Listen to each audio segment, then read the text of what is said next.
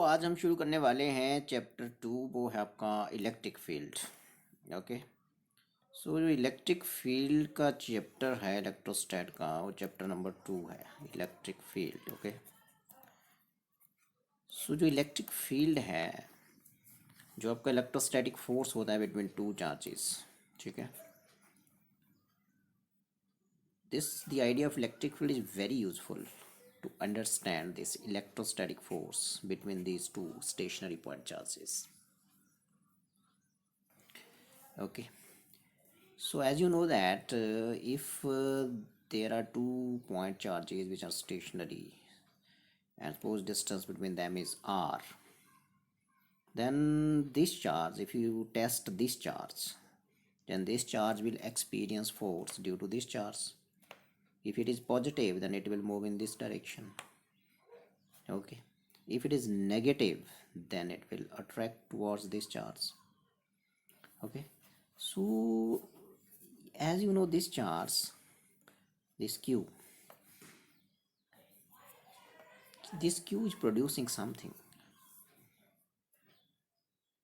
in space around it, due to which this q naught is attracted towards it or it is repelled away from it.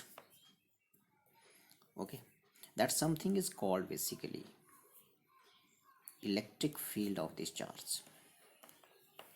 Okay, suppose let us take simply this is a charge q and जितना भी आपको screen दिख रहा है, screen पे है इसका reason है जो इसको सराउंड कर रहा है, ठीक है। सो यदि इस रीजन में कोई भी चार्ज आएगा, मान लो क्यू नॉट, ठीक है, तो यदि वो पॉजिटिव होगा तो वो इससे दूर जाएगा, ये जो है इसको रिपेल करेगा, इधर जाएगा ये ना। और यदि ये नेगेटिव होगा तो इसी लाइन पे इसको ये अट्रैक्ट करेगा और ये इसकी तरफ आएगा। तो बोलने का मतलब ये हो गया कि जो इस चार्ज की सराउंडिंग में जो रीजन है, जो क्षेत्र है, जिस रीजन में इस चार्ज का इलेक्ट्रोस्टैटिक फोर्स या कूलम्स फोर्स किसी दूसरे चार्ज के द्वारा एक्सपीरियंस किया जा सके, तो उस रीजन को बोलते हैं इस चार्ज की electric field. What is electric field? Basically इस चार्ज की इलेक्ट्रिक फील्ड की वजह से ही इस चार्ज ने या तो रिपल्सिव फोर्स एक्सपीरियंस किया या अट्रैक्टिव फोर्स एक्सपीरियंस किया। यदि ये पॉजिटिव होता तो अवे जाता, नेगेटिव होता तो उसकी तरफ आता, ठीक है। और ये चार्ज जो इलेक्ट्रिक फील्ड प्रोड्यूस कर रहा है अपनी सराउंडिंग में, इसको हम बोलेंगे source charge, because electric field का सोर्स है। ओके, और ये जो टेस्ट चार्ज, जो चार्ज इसकी तुलना में इसकी वैल्यू बहुत कम है और जो इसकी इलेक्ट्रिक फील्ड में फोर्स एक्सपीरियंस कर रहा है, उसको बोलेंगे टेस्ट चार्ज। मतलब इसकी टेस्टिंग हो रही है, किधर गया, इसकी तरफ अट्रैक्ट हुआ या इससे अब गया, रिपेल हुआ, मतलब। सो ये होती है इलेक्ट्रिक फील्ड। तो इलेक्ट्रिक फील्ड क्या है? बेसिकली स्पेस है किसी चार्ज की सराउंडिंग में जहाँ उसके कूलम्स फोर्स को क्या किया जा सके, एक्सपीरियंस किया जा सके किसी दूसरे चार्ज के द्वारा। तो जो दूसरा चार्ज होगा उसको बोलेंगे टेस्ट चार्ज, है ना। और जो चार्ज इलेक्ट्रिक फील्ड प्रोड्यूस करेगा उसको क्या बोलेंगे? सोर्स चार्ज, ठीक है। और ये जो सोर्स चार्ज है बेसिकली इसकी एक अपनी इंडिपेंडेंट एग्जिस्टेंस है, ठीक है। मतलब इंडिपेंडेंट एग्जिस्टेंस है इसकी, और बोलने का ये मतलब हो गया कि अपनी इलेक्ट्रिक फील्ड की वजह से ये डिस्टर्ब नहीं होगा। इलेक्ट्रिक फील्ड जो इसकी जो इलेक्ट्रिक फील्ड प्रोड्यूस कर रहा है उसकी वजह से अनअफेक्ट रहेगा, ठीक है। लेकिन ये दूसरे को डिस्टर्ब करेगा, और दूसरा कौन है बोलो? टेस्ट चार्ज, ठीक है। तो वो होती है इलेक्ट्रिक फील्ड किसकी? सोर्स चार्ज की। बोलने का मतलब ये हो गया कि ये जो आपका टेस्ट चार्ज है वो इसके कंपेरेटिवली इसकी value should be very very less, मतलब इट शुड बी इन्फिनिटेसिमली स्मॉल, ठीक है। क्वेश्चन है कि ठीक है, ये जो टेस्ट चार्ज है इसकी तरफ अट्रैक्ट हुआ है, इससे अवे गया। सो एक जो आपकी यहाँ वेक्टर क्वांटिटी आएगी वो इस चार्ज से रिलेटेड होगी, उसको बोलते हैं। अब इसकी जो स्ट्रेंथ है उसको मेजर भी करना है ना, कि कितने फोर्स से उधर गया या कितने फोर्स से इसकी तरफ अट्रैक्ट हुआ। तो इस चार्ज से रिलेटेड एक चीज़ है, उसको बोलते हैं, एक फिजिकल क्वांटिटी है, उसको बोलते हैं इलेक्ट्रिक फील्ड इंटेंसिटी, ठीक है। क्या बोलते हैं उसको? Electric field intensity.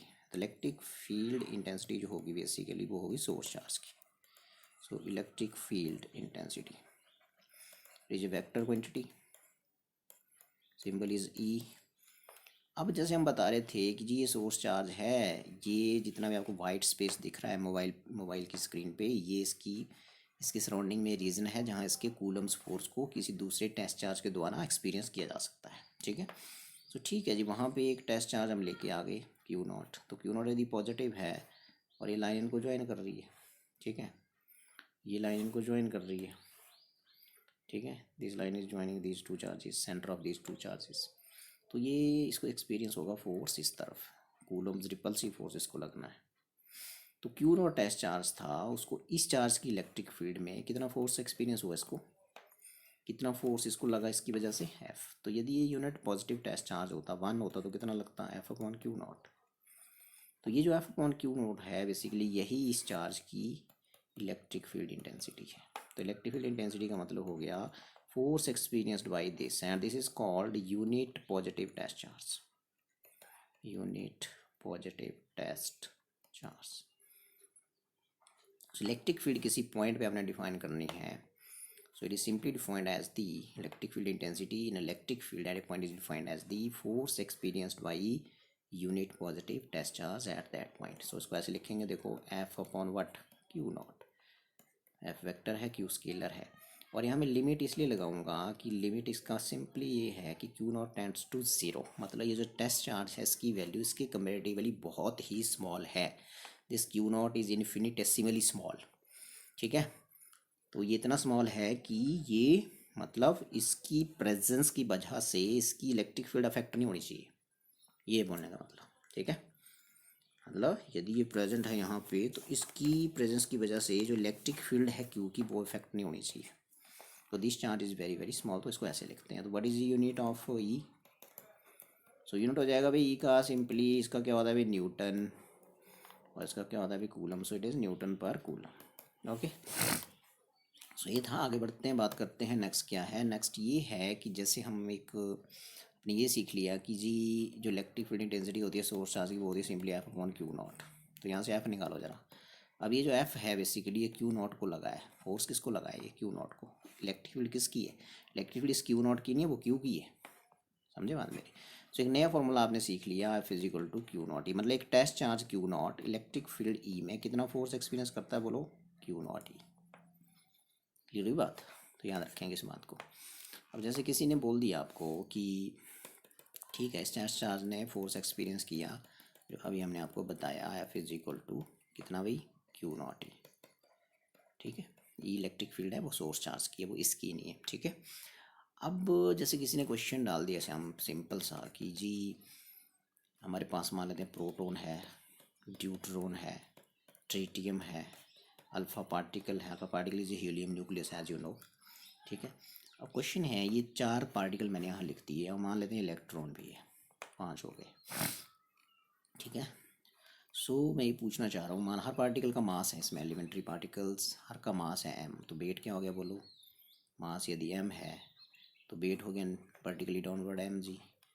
इसने आपसे क्वेश्चन पूछ लिया कि find the value of electric field intensity which is required to balance the weight of electron बोल दो या प्रोटॉन बोल दो, ड्यूट्रॉन बोल दो, ट्रिटियम बोल दो या अल्फा पार्टिकल, इतने सारे क्वेश्चन बन सकते हैं। एक बार फिर कितनी इलेक्ट्रिक फील्ड इंटेंसिटी चाहिए ताकि इनमें से किसी भी एक पार्टिकल का जो वेट है वो बैलेंस हो जाए। तो जैसे हम इलेक्ट्रॉन लेते हैं, तो यहाँ इलेक्ट्रॉन है तो इलेक्ट्रॉन का मास m है तो वेट mg हो गया। अब इलेक्ट्रॉन एक चार्ज पार्टिकल है, तो चार्ज को कितना फोर्स लगता है इलेक्ट्रिक फील्ड में, क्यू नॉट ई।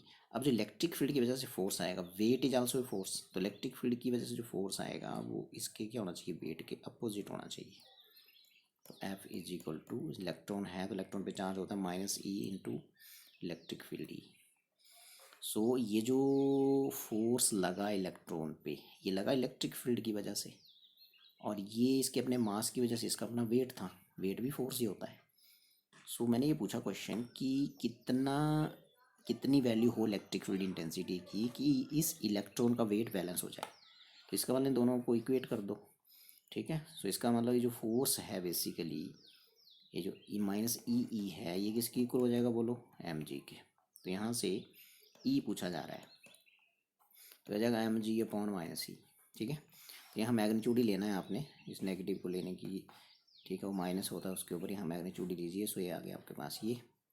तो यहाँ पे आप वैल्यू भर दीजिए। What is the value of है mass of electron 9.1 into 10⁻⁻31, G की value 9.8 and charge on electron as you know 1.6 into 10⁻⁻19। तो इलेक्ट्रिक फील्ड इंटेंसिटी इतनी चाहिए जिसकी वजह से इस इलेक्ट्रॉन का जो वेट है वो क्या हो जाएगा, इलेक्ट्रॉन का वेट जो है वो बैलेंस हो जाएगा। ठीक है, इलेक्ट्रॉन का वेट क्या हो जाएगा, बैलेंस हो जाएगा इलेक्ट्रॉन का वेट। और इसका यूनिट क्या होगा बोलो, इलेक्ट्रिक फील्ड इंटेंसिटी निकाले न्यूटन पर कूलम, अभी बताया मैंने। सो ये मैंने इलेक्ट्रॉन वाला क्वेश्चन कर लिया। ठीक है, बस ध्यान से सुनेंगे। अब यदि इस क्वेश्चन में प्रोटॉन दिया होगा तो क्या होगा, देखो ये प्रोटॉन होगा तो प्रोटॉन का जो मास है तो यहाँ आपको फिर प्रोटॉन लिखना पड़ेगा। यहाँ क्या लिखना पड़ेगा, प्रोटॉन। ठीक है, और प्रोटॉन के मास को एम पी बोल देते हैं, मास ऑफ प्रोटॉन। तो यहाँ यदि प्रोटॉन है 1H1 है मान लो, क्या फ़र्क पड़ेगा इसमें, वेट तो उसका वही होगा नीचे की तरफ, है ना, यही होगा ना वेट, है ना, एम इंटू जी। सो एम पी बोल दिया इंटू जी बोल दिया। ठीक है, तो अब मुझे कौन बताने जा रहा है कि अब क्या होगा इस क्वेश्चन में। और यहाँ भी आपको बताइए इसके ऊपर चार्ज पॉजिटिव होता है, ये इलेक्ट्रॉन पे नेगेटिव है, इसके ऊपर क्या होता है, पॉजिटिव होता है। तो सेम क्वेश्चन होगा, सिर्फ यहाँ एम की जगह मास ऑफ प्रोटॉन हो जाएगा, एम पी बोल देते हैं, और यहाँ एम पी हो जाएगा। और यहाँ पे प्रोटॉन के मास की वैल्यू लिखनी है आपने। तो यहाँ प्रोटॉन के मास की वैल्यू, प्रोटॉन का मास कितना होगा बोलो, सो ये हो जाएगा, ये होता है दिया भी होगा वहाँ पे न्यूमेरिकल में 1.67 इंटू 10⁻⁻27। बाकी वैल्यू चार्ज की वैल्यू आपको पता सेम ही है। सो दिस क्वेश्चन वाज कि हाउ मच इलेक्ट्रिक फील्ड, कितनी electric field intensity, electric field कितनी चाहिए, इलेक्ट्रिक फील्ड बोला है, इलेक्ट्रिक फील्ड इंटेंसिटी, अब एक ही बात होगी वो। so, कितनी इलेक्ट्रिक फील्ड चाहिए कि प्रोटॉन का जो वेट है वो बैलेंस हो जाए।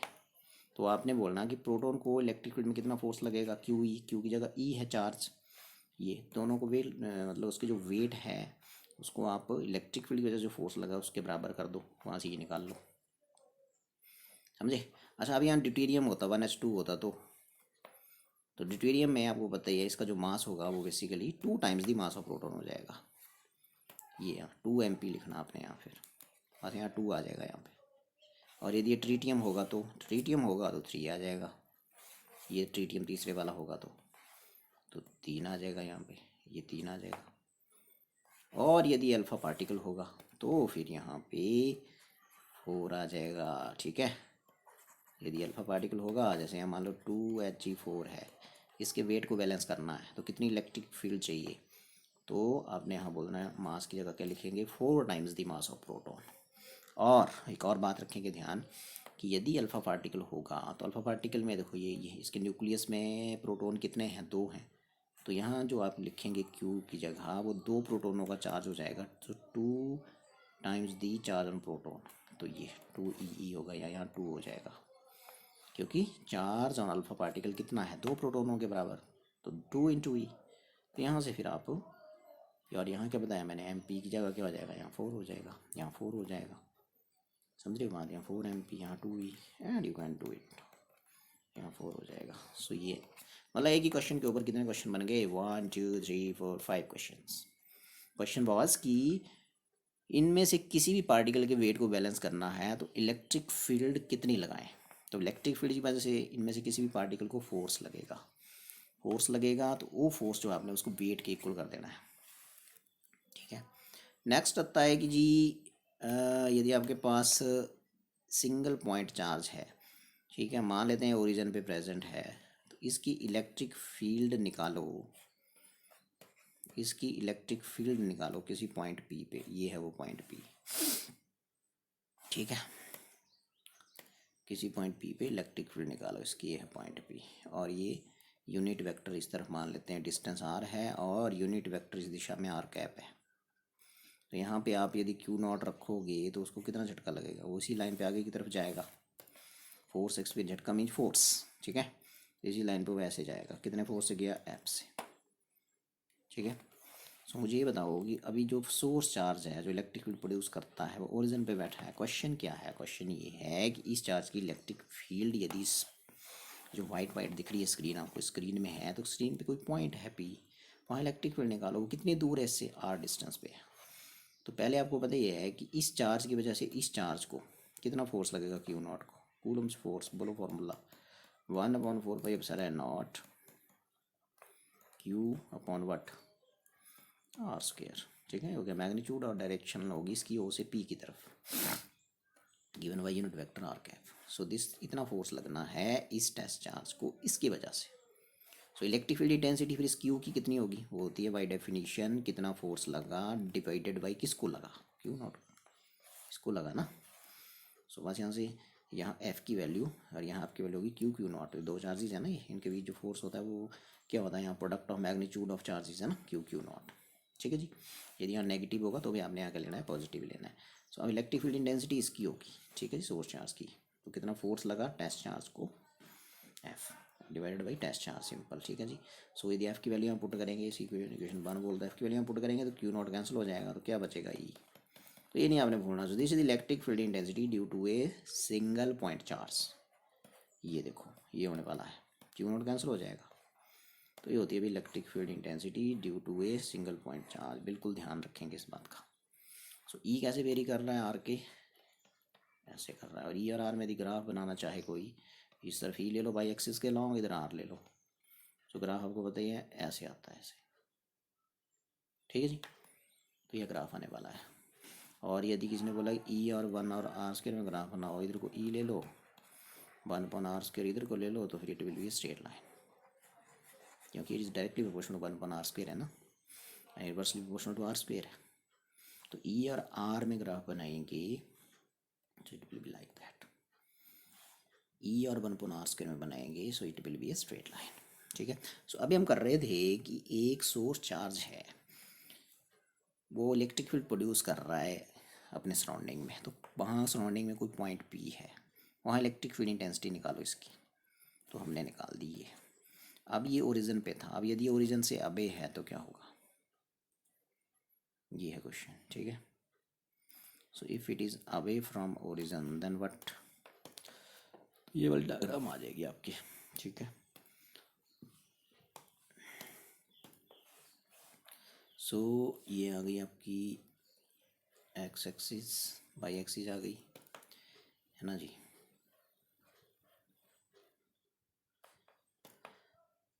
ये आ गई एक्स एक्सिस, ये आ गई जेड एक्सिस, ठीक है जी। सो अब यहाँ पे ये आपका यहाँ पे मान लेते हैं कि ये और ये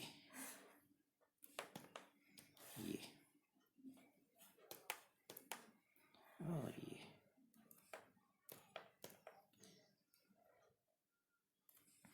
सो ये देखिए मैंने क्या किया, अब पर ध्यान से देखेंगे, ये देखिए आपकी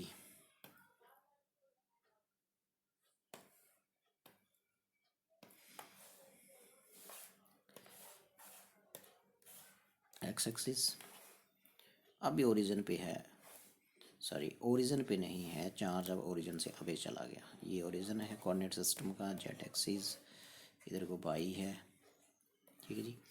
अब आपका मान लेते हैं चार्ज यहाँ है क्यू, सो इसका पोजीशन वेक्टर r1 ले लो, है ना, और ये डिस्टेंस r पे कोई दूसरा चार्ज है टेस्ट चार्ज क्यू नॉट, और इनके बीच का डिस्टेंस r है, और यदि कोई वेक्टर क्यू से क्यू नॉट की तरफ है तो उसको ऐसे ले लो, उसको बोल देंगे आर कैप, यूनिट वेक्टर जो डायरेक्शन देगा क्यू से क्यू नॉट की तरफ, ठीक है जी।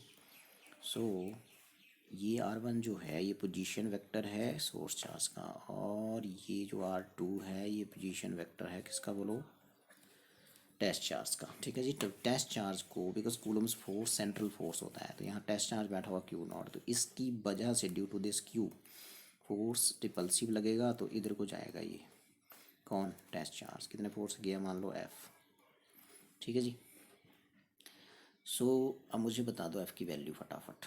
सो इसमें सिंपल की सोर्स चार्ज आपका अवे फ्रॉम ओरिजिन है, पोजीशन वेक्टर उसका r1 है, और टेस्ट चार्ज और सोर्स चार्ज के बीच का डिस्टेंस r है, और एक यूनिट वेक्टर लिया मैंने जो क्यू से क्यू नॉट की तरफ है वो आर कैप है, और जो आपका टेस्ट चार्ज है वो यहाँ पे प्रेजेंट है और उसका पोजीशन वेक्टर r2 है, ठीक है। सो कितना फोर्स एक्सपीरियंस किया इसने, F is equal to constant को के बोल देते हैं, Q Q not upon R square. हाँ ये हो गया मैग्नीट्यूड, और डायरेक्शन इसकी कौन दे रहा है, क्योंकि इसको इस तरफ फोर्स लगा, तो इस डायरेक्शन में कौन है, इधर को आर कैप है, तो यहाँ गया आर कैप। समझे आप? तो ये है बोलने का मतलब आर कैप, है ना। तो नेक्स्ट स्टेप में ये वेक्टर है, नेक्स्ट स्टेप में आर से मल्टीप्लाई कर देते हैं, आर से डिवाइड कर देते हैं, तो आर की पावर नीचे कितना हो जाएगा, 3 हो जाएगा। अब आप देखो यहाँ पे बड़े ध्यान से यदि हम देखें, सो ये आपका जो है यहाँ पे मान लेते हैं पॉइंट ओ है, ये पॉइंट हाँ ए है, और ये पॉइंट बी है। सो मुझे ये बताओ कि what is this. Coulomb's law में किया हमने ये वेक्टर पोजीशन वेक्टर्स की फॉर्म में जब कूलम्स लॉ को लिखा था। सो ये है मैग्नीट्यूड किसी वेक्टर का, और ये डायरेक्शन है, और ये length of line simply magnitude होता है, तो इस लाइन का लेंथ कितना है, R. So R basically magnitude है, और उसकी डायरेक्शन कौन दे रहा है, आर कैप। तो ये बन गया एक वेक्टर, और वो है बी ए वेक्टर। तो बन गया F is equal to Q Q not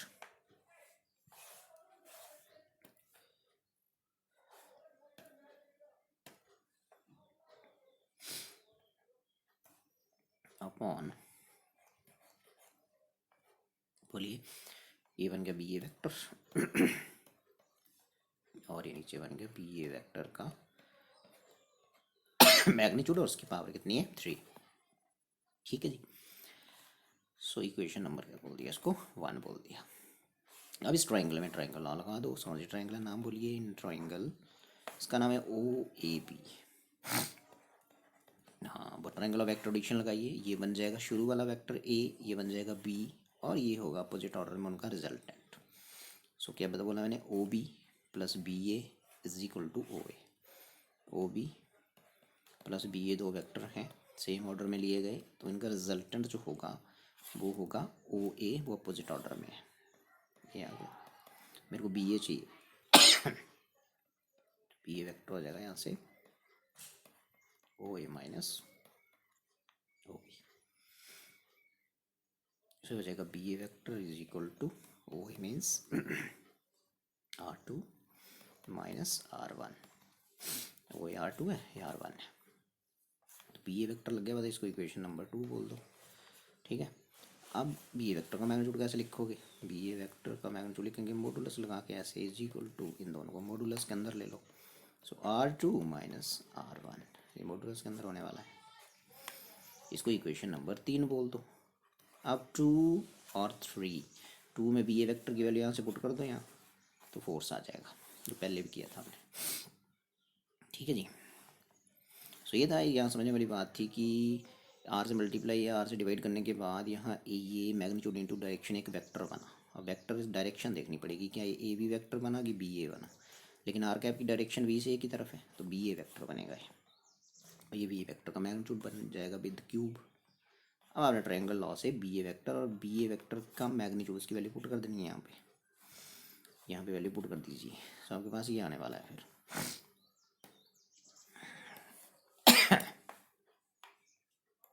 ठीक है,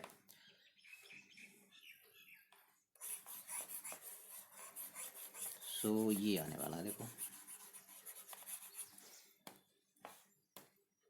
so f is equal using 2 and 3 in 1, using 2 and 3 in 1, so what you will get, you will get this, f is equal to k q q naught upon b a vector, b a vector की value करिए यहाँ r2 vector minus r1 vector divided by magnitude r2 minus r1, और उसकी power कितनी है 3। तो इतना force experience किया इस टेस्ट चार्ज ने ड्यू टू दिस। तो फिर इलेक्ट्रिक फील्ड इसकी होगी पॉइंट बी पे, हम तो वो निकालने वाले हैं। ठीक है, सो वो इलेक्ट्रिक फील्ड हो जाएगी, अब इलेक्ट्रिक फील्ड क्या हो जाएगी, बोलो, इलेक्ट्रिक फील्ड होगी क्यू की, कौन से पॉइंट पे, इस क्यू की क्यू नॉट पे। सो ये होने वाली है देखो, तो electric field intensity of Q at point P, ऐसे लिखेंगे यहाँ पे, ई इज इक्वल टू कितना फोर्स एक्सपीरियंस किया उसने, बट वो कौन था वो Q not, so Q not, तो एफ की वैल्यू इसको बोल दो इक्वेशन नंबर 4। तो 4 से यहाँ एफ की वैल्यू पुट कर दो। एफ की वैल्यू जैसे हम पुट करेंगे तो क्यू नॉट कैंसिल हो जाएंगे। सो ये कितना आ जाएगा बोलो। सो ये आने वाला है अभी देखो, के की वैल्यू पुट कर दो, पर इसके 1/4 pi epsilon not Q. Okay, Q not cancel हो गया और आगे बचा आपके पास R2 - R1 वेक्टर ऐसे, और नीचे बना R2 - R1 वेक्टर का मैग्नीट्यूड की power 3। So this is electric field intensity due to the source charge at a point P when the source charge is away from origin. Source charge कहाँ था बोलो, away from origin. तो ये निकालने को आ सकता है आपको 3 नंबर में क्वेश्चन। ठीक है, नेक्स्ट करने वाले हैं कि what is mean by field lines, और you can say what is meant by electric lines of force. Electric lines of force, so electric lines of force basically ध्यान सुनेंगे। जैसे मान लो क्यू है सोर्स चार्ज, ये है आपका यूनिट पॉजिटिव टेस्ट चार्ज। तो आपको पता ही है इसकी इलेक्ट्रिक फील्ड में है ये, तो इसको ये लाइन इनको ज्वाइन कर रही है, तो इसी लाइन के लॉन्ग इसको रिपल्सिव फोर्स मिलेगा। सो जिस पाथ पे ये गया इसकी इलेक्ट्रिक फील्ड में है, उस पाथ को बोलते हैं फील्ड लाइंस और बोलते हैं electric lines of force. So electric line of force in electric field is a path along which unit positive test charge would move. ठीक है, इसको बोलेंगे unit positive test charge would move if it is free to do so. ठीक है जी, ये सो जिस path पे कौन गया, यूनिट पॉजिटिव टेस्ट चार्ज, उसको बोलते हैं इलेक्ट्रिक लाइन। ठीक है जी, अब क्वेश्चन ये आता है कि इलेक्ट्रिक लाइन आपकी स्ट्रेट भी हो सकती हैं, वो कर्व्ड भी हो सकती हैं। ठीक है, सो यदि हम बात करें कि डिफरेंट केसेस करते हैं इलेक्ट्रिक लाइंस के, तो उनमें देखना है आपने कि इलेक्ट्रिक लाइंस एक की यदि सिंगल पॉइंट चार्ज है उसकी वजह से क्या होगी, और यदि आपका so electric line of force due to A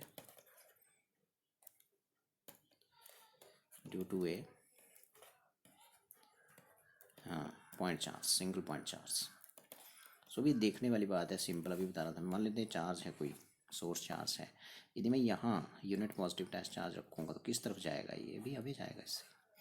okay, यदि यहाँ रख दूंगा तो कहाँ जाएगा, इधर जाएगा। यहाँ रख दूंगा तो कहाँ जाएगा, इधर जाएगा। यहाँ रख दूंगा तो कहाँ जाएगा, इधर जाएगा, क्योंकि पॉजिटिव पॉजिटिव में रिपल्शन होता है इसलिए। सो बेसिकली जो आपकी इलेक्ट्रिक लाइंस हैं ड्यू टू पॉइंट चार्ज यदि पॉजिटिव है तो वो ऐसे लग रहा है कि उससे अबे होती हैं वो। देखो ऐसे ऐसे ऐसे, इधर होगा तो ऐसे होगी, इधर होगा तो ऐसे होगी, इधर होगा तो ऐसे होगी, इधर होगा तो ऐसे होगी। क्या सीख रहे हो आप यहाँ से कि यदि एक सिंगल पॉइंट चार्ज पॉजिटिव है तो उसकी वजह से जो इलेक्ट्रिक लाइंस होती हैं वो बाहर की तरफ निकलती हैं, मतलब दे आर डायरेक्टेड रेडियली बाहर की ओर, रेडियली आउटवार्ड। ये रखेंगे आप, रेडियली आउटवार्ड, बाहर की तरफ निकली हुई हैं। ठीक है, और यदि ये स्फीयर बन जाए तो फिर वो ये सारी रेडियस बन जाएगी स्फीयर की, तरफ से ये वर्ड रेडियल आ रहा है यहाँ पे। तो इलेक्ट्रिक लाइन ऑफ फोर्स जो टू पॉइंट चार्ज यदि वो पॉजिटिव है उसकी वजह से कैसी होती हैं, they are directed radially outward. मतलब ऐसा बोल दो कि पॉजिटिव चार्ज से इलेक्ट्रिक लाइन स्टार्ट होती हैं। ठीक है, अच्छा ये बताओ यदि ये नेगेटिव होगा तो क्या होने वाला है, यदि ये नेगेटिव होगा, देखो यदि नेगेटिव होगा माइनस क्यू होगा यदि यहाँ पे, तो जब मैं ये +1 यहाँ रखूँगा इसके नज़दीक तो मुझे नहीं लगता ये दूर जाएगा, तो इसकी तरफ आएगा। फिर ये तो इसकी तरफ आएगा, यदि यहाँ रखूँगा इसकी तरफ आएगा, क्योंकि नेगेटिव चार्ज इसको अपनी तरफ अट्रैक्ट करेगा। सो क्या सीखा आपने कि जो इलेक्ट्रिक लाइन ऑफ फोर्स होती हैं कौन सी चार्ज की वजह से, हाँ बोलो, इलेक्ट्रिक लाइन ऑफ फोर्स जो होती हैं एक सिंगल पॉइंट चार्ज जो नेगेटिव है उसकी वजह से क्या होती हैं, वो होती हैं रेडियली, हाँ क्या लगा आपको, अब रेडियली बाहर की तरफ है कि अंदर की तरफ, हाँ सो दे आर डायरेक्टेड रेडियली तो हैं लेकिन अंदर की ओर है, इनवर्ड। ये देखो अंदर की तरफ आ रही हैं, और एरो पे हमेशा आप याद रखें एरो पे पॉजिटिव टाइप चीज़ बैठी हुई है और वो है यूनिट पॉजिटिव टेस्ट चार्ज। ठीक है, पॉजिटिव टेस्ट चार्ज नेगेटिव की तरफ ही मूव करेगा। तो आपने सीखा कि नेगेटिव चार्ज की वजह से जो इलेक्ट्रिक लाइंस होती हैं वो उसकी तरफ चलती हैं। ठीक है, यू कैन से पॉजिटिव चार्ज से वो आगे चलती हैं और नेगेटिव की तरफ जाती हैं, है ना। तो you can simply say that positive charge से वो शुरू होती हैं और नेगेटिव चार्ज पे आके वो ख़त्म होती हैं, टर्मिनेट होती हैं। तो ये रखें ध्यान। अच्छा, यदि आपकी दूसरी फील्ड लाइंस यदि हम ड्रॉ करेंगे तो ये होने वाला है कि मान लेते हैं जो इलेक्ट्रिक फील्ड लाइंस हैं ड्यू टू, तीसरा केस, दो केस हो गए, तीसरा है इलेक्ट्रिक लाइन के field lines due to unlike charges. Unlike का मतलब एक पॉजिटिव है और एक नेगेटिव है, दोनों का मैग्नीट्यूड इक्वल है। तो वो कैसी होने वाली हैं? सो ये देखिए ऐसी होने वाली हैं वो, ठीक है जी, ये होने वाली हैं ऐसी, ये ठीक है, ये ऐसी शेप होगी उनकी। अब इसको समझेंगे ध्यान से। देखिए एक पॉजिटिव है, दूसरा नेगेटिव है ना। अनलाइक चार्ज, अनलाइक का मतलब क्या होता है? अनलाइक का मतलब डिसिमिलर है, वो डिसिमिलर का मतलब एक पॉजिटिव है दूसरा नेगेटिव है। तो भी देखो, ये देखो इलेक्ट्रिक लाइंस पॉजिटिव, एरो पे +1 बैठा होगा, मैंने बताया +1 पॉजिटिव से आगे जाएगा और नेगेटिव की तरफ जाएगा, ये देखो वैसे नीचे की तरफ। तो ऐसी शेप होती है उनकी, ठीक है। और यदि हम बड़े ध्यान से देखें, जैसे हम नीचे की तरफ आएंगे तो हमें ये लग रहा है यहाँ पे कि जो इस लाइन की लेंथ है, देखो ये ज़्यादा है, आगे फिर कम हो गई और कम हो गई और फिर मिनिमम हो गई। ए बी पाथ जो है, ए बी लाइन जो है वो क्या है, ए बी पाथ जो है वो मिनिमम डिस्टेंस ऐसे बोल देते हैं। तो आपने ये सीखा यहाँ से कि ये जो लाइंस हैं, as we move from point A to D, these field lines ऐसा लग रहा है seems to contract length wise, इकट्ठी हो रही हैं। इसका मतलब नीचे की तरफ भी वैसे ही है, देखो ये जैसे आप यहाँ से इस तरफ जाएंगे तो they seem to contract length wise, ठीक है, to represent attraction between these two charges. कोई पूछे क्यों हो रही है अभी contract length wise? They contract length wise, ये निकला यहाँ से पॉइंट, जो टेक्निकल पॉइंट निकला यहाँ से वो निकला they contract length wise. Point ये था वो कि to represent attraction between two, to represent attraction between two unlike charges, ये होने वाला है, ठीक है। बोलने मतलब ये हो गया कि फील्ड लाइंस अनलाइक चार्जेस की वजह से ऐसी शेप होती है। And you can say they contract length wise as we move from point A to D, जो पाथ लेंथ्स हैं वो डिक्रीज हो जाती हैं and this path length becomes least for A B path के लिए, है ना। इसका मतलब ये हो गया कि दे सीम टू, ऐसा लग रहा है कि वो लेंथ वाइज कॉन्ट्रैक्ट हो रही है। कॉन्ट्रैक्ट हो रही है तो पॉजिटिव नेगेटिव में होती क्या है? अट्रैक्शन होती है। So they contract length wise to represent attraction between two unlike charges.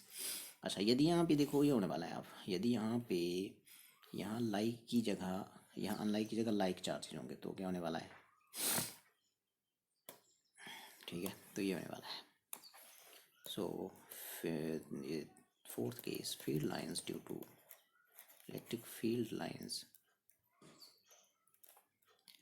Due to like charges. वे लाइक चार्जेस की वजह से कैसी होती हैं ये देखने वाले हैं आप, ठीक है जी।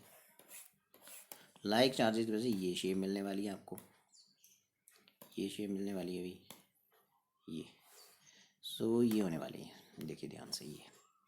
अब इसमें बड़े ध्यान से देखेंगे, लाइक है, एक पॉजिटिव है तो दूसरा भी पॉजिटिव है, दोनों पॉजिटिव दिख रहे हैं ना आपको। सो इसमें बड़े ध्यान से देखें तो ऐसे लग रहा है कि वो एक दूसरे को रिपेल करने की कोशिश कर रही हैं। ये देखो, they tend to repel each other and for distant points like A and B, ये they almost become parallel. Technically we can say that they exert sideways pressure or lateral pressure you can say, ठीक है ना। मतलब ऐसा लग रहा है कि एक दूसरे से दूर जाने की कोशिश कर रही हैं, है ना, to represent repulsion between like charges, to represent repulsion between like charges, ठीक है जी।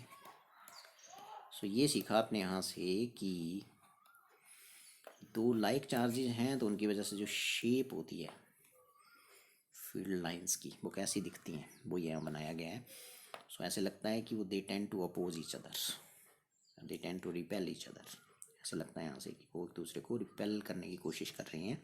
एंड फॉर डिस्टेंट, जो दूर वाले पॉइंट हैं, and for distant points like A and B they almost become parallel, ठीक है। It simply means they exert sideways pressure, ठीक है, to represent repulsion between two like charges. Okay, and there is a point midway between these two charges where resultant electric field intensity will be zero, and this point is called neutral point. जो P यहाँ दिख रहा है इसको बोलते हैं neutral point. सो neutral point पे मैंने बताया कि जो रिजल्टेंट इलेक्ट्रिक फील्ड इंटेंसिटी है क्या होगी, ज़ीरो होगी. ठीक है, अब हम इनकी प्रॉपर्टीज़ फटाफट देख लेते हैं. फील्ड लाइंस की प्रॉपर्टीज़ ऑफ फील्ड लाइंस. तो भाई मैंने अभी बताया आपको कि दे आर जस्ट इमेजिनरी. ठीक है, इमेजिनरी होती हैं, they don't exist in reality. So imaginary हैं तो फील्ड लाइन जो है बेसिकली दे इमेजिनरी हैं आपकी field lines. They simply use to represent electric field graphically. This is simply a geometrical construction to represent electric field graphically. They do not exist in reality. They just imagination है हमारी. They are just imaginary. Okay, they do not exist in reality. They are simply represent geometrical. They are simply, you can say field lines are simply geometrical constructions to represent electric field graphically. Okay. So दूसरी भी है कि they are not continuous. Continuous नहीं होती हैं. मैंने अभी बताया था कि वो पॉजिटिव चार्ज से they start from positive charge and end at negative charge. तीसरी मैंने बताया दे एग्जर्ट क्या, दे कॉन्ट्रैक्ट लेंथ वाइज. अभी समझा रहा था मैं आपको. दो यदि अनलाइक चार्जेस हैं तो उसमें आपने ये सीखा वर्ड कि they contract length wise to represent क्या, attraction between unlike charges. And fourth one मैंने आपको बताया they exert lateral pressure, you can say sideways pressure to represent what, repulsion between like charges. Okay, and important property is कि they do not pass through a conductor. It means inside the conductor electric lines do not exist, or you can say inside the conductor जो electric field intensity होती है वो zero होती है, और charge भी inside the conductor क्या होता है, ज़ीरो होता है. चार्ज सिर्फ कंडक्टर के सरफेस पे होता है. सो ये थी मेन प्रॉपर्टीज़. और एक बड़ी इंपॉर्टेंट प्रॉपर्टी जो मैं आपको अभी बताने वाला हूँ वो है कि किसी भी, जैसे मान लो इसका पाथ कर्व्ड है मान लो, तो किसी point P, this is electric line left से राइट की तरफ जा रही है ऐसे ना, तो किसी पॉइंट पी पे यदि हमने इलेक्ट्रिक फील्ड इंटेंसिटी की डायरेक्शन देनी है तो आपने टेंजेंट ड्रॉ कर देना है वहाँ पे. यहाँ देनी है तो आपने टेंजेंट यहाँ ड्रॉ कर देना है ऐसे. ठीक है, पॉइंट क्यू पे देनी है तो ऐसे कर देंगे draw. So tangent drawn at a point on electric field line gives the direction of electric field intensity at that point. ये बड़ी इंपॉर्टेंट प्रॉपर्टी है. और दो इलेक्ट्रिक लाइंस कभी इंटरसेक्ट नहीं करेंगी भी. ठीक है, अब यदि इंटरसेक्ट कर गई, मान लेते हैं किसी पॉइंट पी पे इंटरसेक्ट कर गई. ठीक है जी, ये लाइन 1 थी और ये लाइन 2 थी, ऐसे जा रही थी. ठीक है जी, अब क्वेश्चन है इस पॉइंट पी पे पहली लाइन के लिए यदि मैं टेंजेंट ड्रॉ करूँगा तो ऐसे जाएगा, इलेक्ट्रिक फील्ड इंटेंसिटी की डायरेक्शन ही हो गई. और यदि मैं दूसरे लाइन के लिए ड्रॉ करूँगा, इस दूसरी के लिए, तो टेंजेंट ऐसे जाएगा, तो इलेक्ट्रिक फील्ड इंटेंसिटी की डायरेक्शन ही हो गई. सो एक ही पॉइंट पे एक वेक्टर की दो डायरेक्शन हो गई, विच इज़ नॉट पॉसिबल. तो आपने ऐसे बोलना है इसका answer. Very important question. Why two electric lines do not cross और इंटरसेक्ट ईच अदर. तो आपने बोलना कि if they cross each other, diagram बनाएंगे ये वाली, then at the point of intersection there will be two tangents. It means there will be two directions of electric field intensity. It means there will be two directions of a vector at a point, which is not possible. Hence two electric lines never intersect each other. So ये था electric lines के ऊपर. आगे बढ़ते हैं. Very important, what is meant by this electric dipole. ठीक है जी, very important. Electric dipole simply आपका जो है वो ये है, देखिए ये system of two equal and opposite charges separated by some distance. मान लेते हैं माइनस क्यू यहाँ है, प्लस क्यू यहाँ है, इन दोनों के बीच का जो डिस्टेंस है वो मान लेते हैं ए बी है. और ए बी जो है ये हम लेते हैं 2L. 2L लेने से होता है कि कैलकुलेशन सिंपल हो जाती है आगे, इसलिए 2L लेते हैं भैया ना. तो यहाँ पे जो ए बी है बेसिकली वो एक वेक्टर है, और वो है 2L वेक्टर, और वो मैंने ड्रॉ किया है माइनस क्यू से किस तरफ किया है ड्रॉ, प्लस क्यू की तरफ. This system is called electric dipole. So it is a system of two equal and opposite charges separated by some distance. ठीक है. सो इसका अपना एक इलेक्ट्रिक डाइपोल मोमेंट है, उसका सिंबल पी होता है. सो it is simply the product of magnitude of either charge. Magnitude क्या होगा भाई, माइनस क्यू का भी क्यू ही लेंगे, है ना. Product of magnitude of either charge and dipole length. Dipole length means इनके बीच का जो डिस्टेंस लिया था हमने, वो मैंने वेक्टर लिया था, और उस वेक्टर को मैंने कैसे ड्रॉ किया था, बोलो माइनस क्यू से प्लस क्यू की तरफ. तो ये तो कोई पूछा एल वेक्टर की डायरेक्शन क्या है, माइनस क्यू से प्लस क्यू, तो पी वेक्टर की डायरेक्शन भी क्या होगी, माइनस क्यू से plus Q. So direction of P vector is from where to where, minus Q to plus Q, बिल्कुल नहीं भूलेंगे. और यूनिट क्या होगा अभी इसका, यूनिट हो जाएगा भाई पी का, हाँ ऐसा ही में बोलिए, इसका होता है अभी कूलम, और लेंथ का होगा आगे मीटर. So it is कूलोमीटर.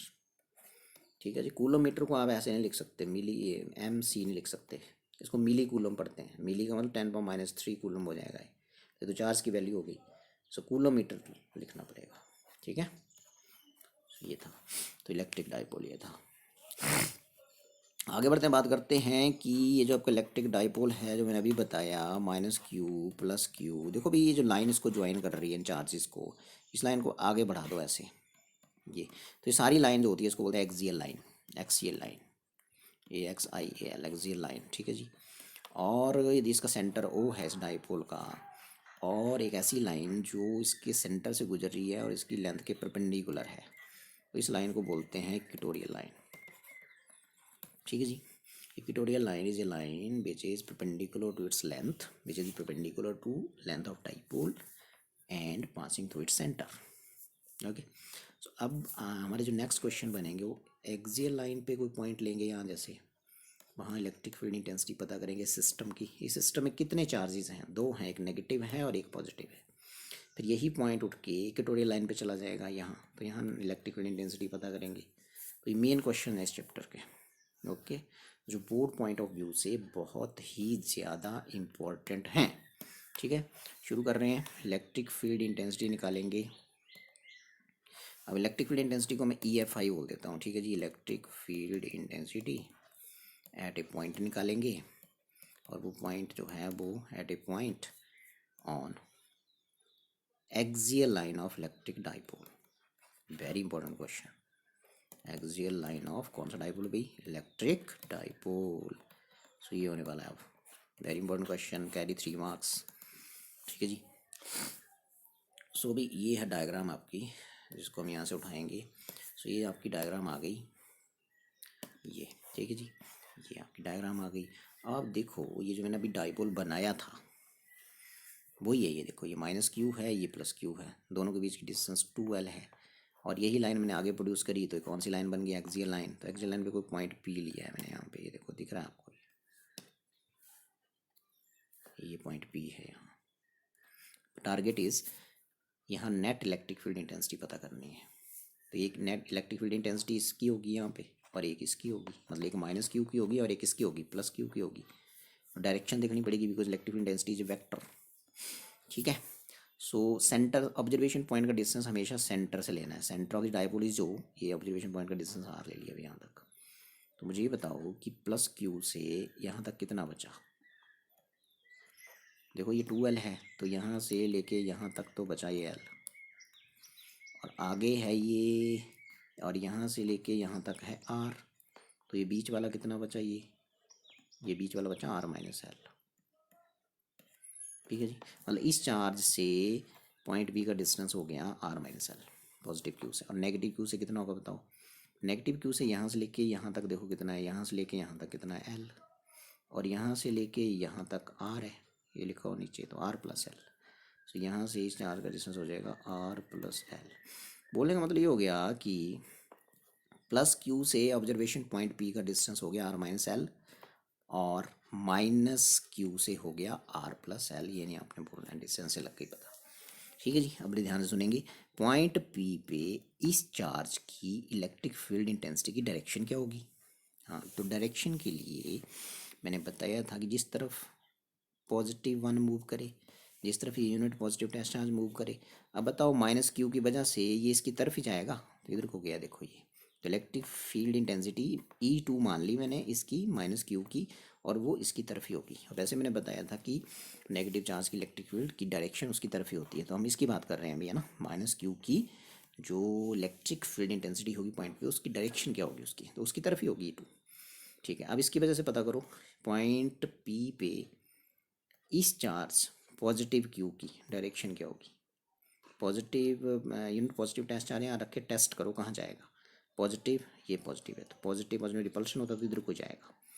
इसका मतलब इस चार्ज की electric field intensity point P पे डायरेक्शन जो होगी उसकी वो राइट साइड को होगी E1। ठीक है जी, तो मुझे अब मैग्नीट्यूड लिखा दो। E1 किसकी इलेक्ट्रिक फील्ड इंटेंसिटी है, बोलते जाओ। E1 है पॉजिटिव क्यू की, कौन से पॉइंट पे, P पे, बोलो वैल्यू। हाँ 1/4 pi epsilon not magnitude of charge Q बटे डिस्टेंस का स्क्वायर। तो इसका डिस्टेंस कितना है यहाँ से, बोलो जी। ये डिस्टेंस कितना है, R-L का होल स्क्वायर। और ये डायरेक्शन किस तरफ है, इस E1 की, तो मैग्नीट्यूड लिखा ना मैंने, इसकी डायरेक्शन है राइट साइड को। तो यदि डायरेक्शन राइट साइड को है तो यूनिट वेक्टर एक्स एक्सिस जा रही है इधर को, तो यूनिट वेक्टर राइट साइड को होता है, क्या होता है, आई कैप, पॉजिटिव आई कैप। तो ये डायरेक्शन जो है राइट साइड को मैं आई कैप से लूँगा, तो ये बन गया वेक्टर ऑफ ये। एक बार फिर ये मैग्नीट्यूड हो गया इसका और ये डायरेक्शन हो गई। तो ये बेसिकली इलेक्ट्रिक फील्ड इंटेंसिटी है किसकी, प्लस क्यू की। ठीक है, इक्वेशन नंबर 1 बोल दो। चलिए अच्छा, अब माइनस क्यूब की भी तो इलेक्ट्रिक फील्ड इंटेंसिटी होगी यहाँ पे, तो डिस्टेंस देखनी पड़ेगी। तो डिस्टेंस ये कितनी है, R+L, तो E2 हो जाएगा electric field intensity of minus Q at same point P। Magnitude लेना है यहाँ, माइनस क्यू है लेकिन फिर यहाँ मैग्नीट्यूड लेते हैं अपॉन इसका डिस्टेंस यहाँ से, ये मैंने बताया था R+L, ये आ जाएगा। अब डायरेक्शन बताओ E2 को हो, E2 की डायरेक्शन तो लेफ्ट साइड को है, इसका मतलब it is along negative x axis.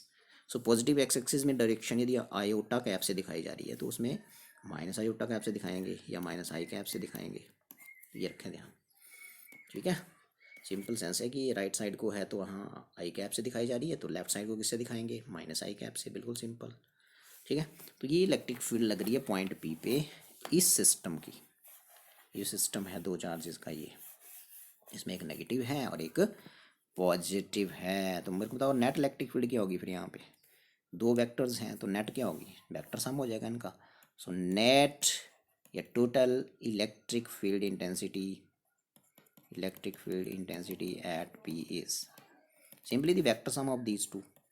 Add कर दो, वेक्टर हैं ये तो उनको ऐड कर दो, सो नेट ही हो जाएगी। अब वैल्यू पुट कर दो 1 और 2 से, कौन बताएगा what is the value from 1 and 2, constant के। हाँ बोलिए अब, E1 की वैल्यू बोलिए, E1 की वैल्यू ये है, ये Q को बाहर लिख दो, बोलो क्या बचा अंदर, 1/R-L का होल स्क्वायर। ठीक है, अच्छा अब आप इसको इसमें ऐड करो, इसमें तो माइनस आ रहा है तो ये माइनस आ गया, प्लस इंटू माइनस माइनस हो गया। के क्यू यहाँ भी है, यहाँ भी है, के क्यू मैंने कॉमन ले लिया, तो यहाँ बचा 1 अपॉन, यहाँ 1 बचा ना, अपॉन क्या बचा नीचे, R+L होल स्क्वायर। ठीक है जी, ठीक है। अब यदि मैं सिंपल सी सेंस की बात करूँ यहाँ, क्योंकि मैंने वेक्टर लगाया ना यहाँ पे, अब आप देखो इन दोनों में मैग्नीट्यूड किसका ज़्यादा है, E1 का मैग्नीट्यूड ज़्यादा है कि E2 का। तुम वैसे ही देख लो कि यहाँ जो चार्ज नज़दीक होगा पॉइंट P के तो वहाँ उसकी इलेक्ट्रिक फील्ड ज़्यादा होगी, क्योंकि इलेक्ट्रिक फील्ड इन्वर्सली होती है डिस्टेंस का स्क्वायर होती है। तो ये डिस्टेंस यहाँ कम है तो इसकी इलेक्ट्रिक फील्ड इंटेंसिटी यहाँ ज़्यादा होगी। तो इसका मतलब इसकी है कितनी, इसकी E1 है, तो E1 is greater than E2, E1 is greater than E2। So net electric field जो आएगी वो उसी डायरेक्शन में आएगी जो इन दोनों में बड़ा है। तो बड़ा कौन है, E1, तो E1 की डायरेक्शन किस तरफ है, पॉजिटिव एक्स एक्सिस की तरफ। सो it is again along I cap, ये मैग्नीट्यूड हो गया, ये डायरेक्शन हो गई। ठीक है जी, सो आगे बढ़ेंगे और इसमें सॉल्व करेंगे इसको। सो यहाँ से आगे इसको सॉल्व करते हैं और ये बन गया देखो, E vector is equal to K Q, बोलो नीचे, हाँ ये बन जाएगा, देखो ये बन जाएगा R-L इंटू R+L, और उसका बन जाएगा होल स्क्वायर, उसका बन जाएगा होल स्क्वायर, ये बन गया। और ऊपर क्या बचा, R-L are minus L cancel हो गया, तो यहाँ बचेगा आर प्लस एल का whole square minus R plus L plus cancel हो जाएगा स्क्वायर के साथ, तो यहाँ बचेगा आर माइनस एल का होल स्क्वायर और आगे आई कैप जो डायरेक्शन दे रहा है। तो ये होने वाला है। ठीक है जी, आगे बढ़ते हैं और इसको सॉल्व करते हैं। तो this is the answer now, ये आने वाला है आंसर आपका। इसके आगे देखेंगे ये अब क्या होने वाला, देखो E vector is equal to K Q. अच्छा ये फॉर्मूला है, देखो इधर ए बन गया ए प्लस बी का whole square minus A minus B का होल स्क्वायर। तो ए प्लस बी का whole square minus A minus B का होल स्क्वायर होता है 4ab। तो यहाँ जगह 4 एक जगह आर है, 4r हो जाएगा, बी की जगह एल है। अब नीचे क्या बना, देखो ये आर माइनस एल लिखा है मैंने, आर माइनस एल स्क्वायर यहाँ भी था यहाँ भी था, तो मैंने एक बार लगा दिया बार ना, लेकिन अंदर क्या बन गया फिर A minus B into A plus B. क्या होता है A minus B into A plus B, A square minus B square बन गया R square minus L square. ये होने वाला है, क्लियर हुई बात। और फिर R square minus L square बन गया और इसका बाहर स्क्वायर भी है।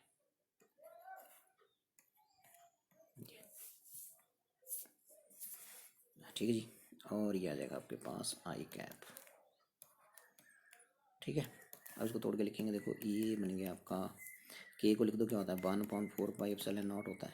ठीक है जी, और ये लिखो इसको, देखो Q इंटू 2L को अलग से लिख दो, यहाँ लिखेंगे इसको 2Q into 2L into are. देखिए वैसे तोड़ के लिखा मैंने और कुछ नहीं किया, तो बन जाएगा R square minus L square और उसका स्क्वायर है, और आगे क्या है आई कैप। ये होने वाला है। अब ये Q इंटू 2L मैंने बताया था, जो Q इंटू 2L होता है डाइपोल के केस में,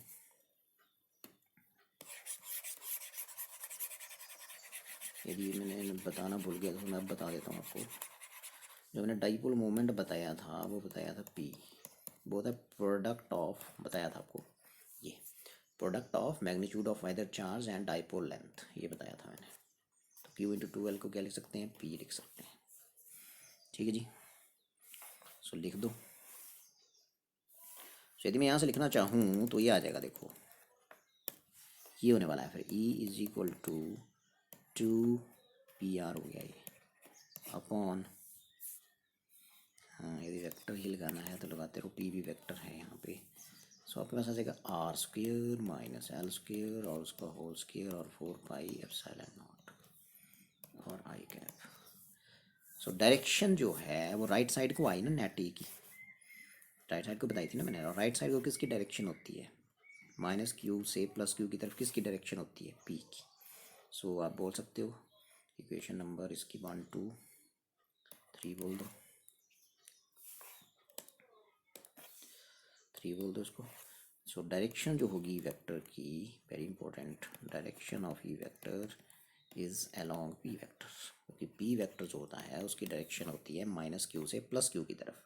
और हमारे पास जो नेट फील्ड आई है, क्योंकि E1 का मैग्नीट्यूड ज़्यादा था E2 से, तो नेट फील्ड आएगी इसी तरफ, और इस तरफ किसकी डायरेक्शन होती है मैंने बताया, पी की।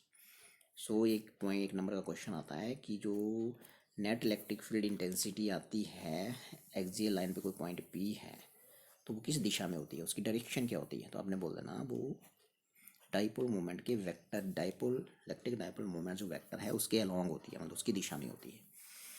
ठीक है जी, आर्टिकल ख़त्म हो गया। और अब हम करेंगे कि इसका कोई स्पेशल केस हो सकता है, ये वाला फॉर्मूला याद रखेंगे आप, ये जो भी लिखा है इक्वेशन 3।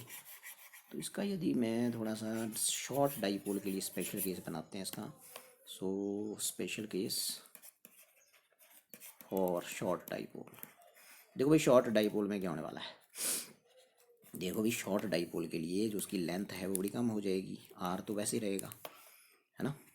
ये देखो ये डाइपोल छोटा हो गया, देखो ये, तो ये जो इसकी लेंथ है, ये पहले ये ऐसे था, पहले बड़ा था, तो ये लेंथ इसकी कम हो गई। ऑब्जर्वेशन पॉइंट भी वही है, ऑब्जर्वेशन पॉइंट थोड़ी हम छेड़ रहे हैं, आर तो सेंटर से लेते थे यहाँ तक, तो सेंटर से आर तो वही है। तो बोलने का मतलब ये हो गया कि जो आपका शॉर्ट डाइपोल है उसके लिए L is very very less than R, therefore जो एल स्क्वायर है वो आर स्क्वायर के कंपेरेटिवली ज़ीरो लिख सकते हैं आप यहाँ पे। ठीक है जी, सो यहाँ लिख दो, एल स्क्वायर नहीं लिखना है तो क्या बचा है बोलो, therefore from equation 3 E is equal to, हाँ 2PR बटे 4πε0, और यहाँ बचा देखो आर स्क्वायर और उसका होल स्क्वायर, तो आर की पावर कितना बचा 4। क्लियर हुई बात। तो ये आ गया 2, एक आर कट जाएगा 2p/4πε0 इंटू आर की पावर 3।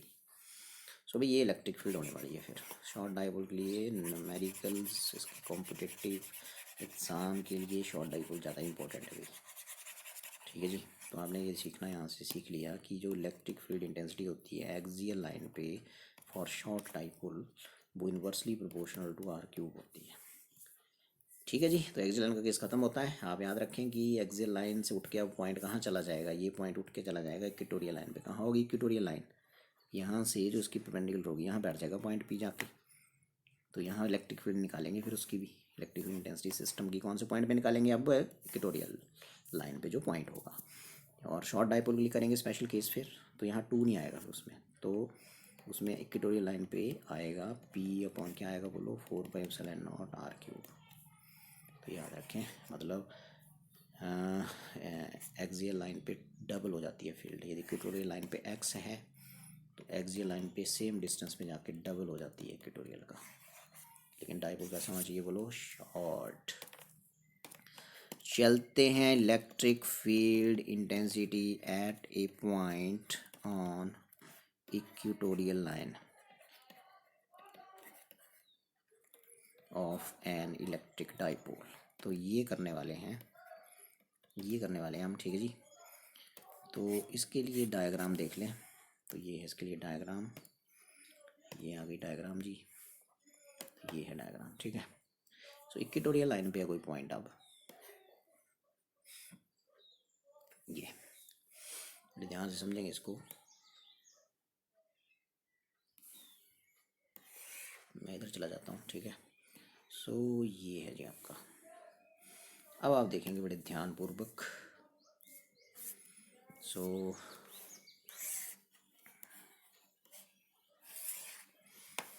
हाँ देखिए ज़रा, इलेक्ट्रिक फील्ड इंटेंसिटी निकालनी है उस पॉइंट पे जो कौन सी लाइन पे बोलो इक्वेटोरियल लाइन पे है इलेक्ट्रिक डाइपोल में। ठीक है जी। अब ये देखो ये है वो electric dipole minus Q plus Q है सेंटर है इसका, सेंटर से जो लाइन इसकी लेंथ के परपेंडिकुलर होगी और सेंटर से गुजरेगी। तो ये है पॉइंट पी। अब यहाँ आपने पता करनी है अब इस सिस्टम की क्या इलेक्ट्रिक फील्ड इंटेंसिटी नेट। चलिए शुरू करते हैं। ये देखो भी यहाँ पॉइंट ए पे कौन बैठा है माइनस क्यू, बी पे कौन बैठा है प्लस क्यू। ठीक है जी। और इन दोनों के बीच का डिस्टेंस 2l है, तो ये भी l बचा है इधर को, ये भी l बचेगा, ये भी l बचेगा, लिखा है देखो नीचे। ऑब्जर्वेशन पॉइंट का डिस्टेंस सेंटर से क्या लेते हैं आर लेते हैं। ठीक है जी। अब ये 90 डिग्री का एंगल है, पाइथागोरस थ्योरम लगा दो इस ट्रायंगल में, नाम बोलो ए ओ पी में पाइथागोरस थ्योरम लगाएंगे तो ये आर है ये एल है, तो ये क्या बनेगा इधर को बोलो हाइपोटेन्यूज क्या हो जाएगा, हाइपोटेन्यूज हो जाएगा R square plus L square under root. Same is the case on right side, इधर भी सेम ही है क्योंकि एंगल भी 90 है, ये एल है ये आर है, तो ये कितना होगा R square plus L square under root.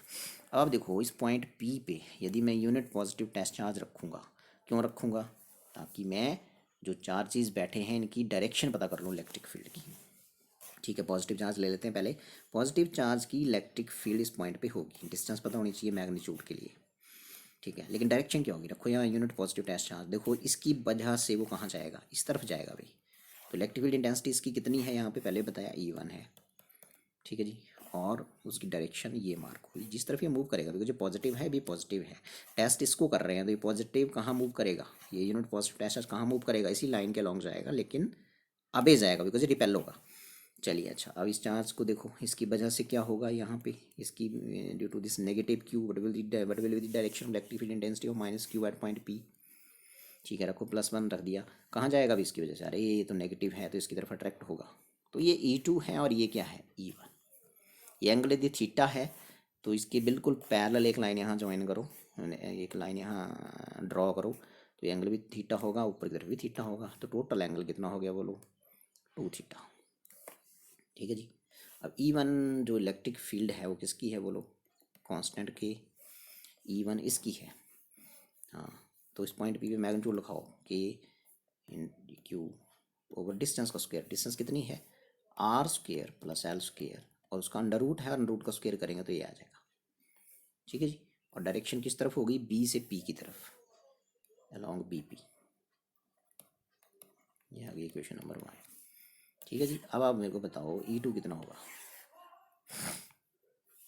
E2। तो यहाँ से इलेक्ट्रिक फील्ड इसकी यहाँ पे डिस्टेंस पता होनी चाहिए, डिस्टेंस तो सेम है, जैसे इधर है वैसे ही इधर थी, तो के, और यहाँ मैंने बोला माइनस क्यू होगा तो भी हम मैग्नीट्यूड लेते हैं, तो क्यू अपॉन डिस्टेंस तो सेम ही है, डिस्टेंस इसका स्क्वायर करेंगे तो रूट कैंसिल हो जाएगा, तो ये आ जाएगा ऊपर वाला ये R square plus L square. और अब आप मेरे को ये बताइए कि इसकी डायरेक्शन किधर है, पी से ए की तरफ, अलॉन्ग पी ए, ये डायरेक्शन लिखी मैंने, और इसको बोल देते हैं इक्वेशन 2। अच्छा, ये 1 और 2 में यदि बड़े ध्यानपूर्वक देखें आप, तो मुझे ये लग रहा है कि मैग्नीट्यूड तो सेम है दोनों के, मतलब जितनी इलेक्ट्रिक फील्ड माइनस क्यू की पॉइंट पी पे होगी उतनी ही प्लस क्यू की पॉइंट पी पे होगी मैग्नीट्यूड में। इसका मतलब फ्रॉम इक्वेशन 1 एंड 2 आपको क्या लग रहा है, E2 इज इक्वल टू क्या आ गया, E1।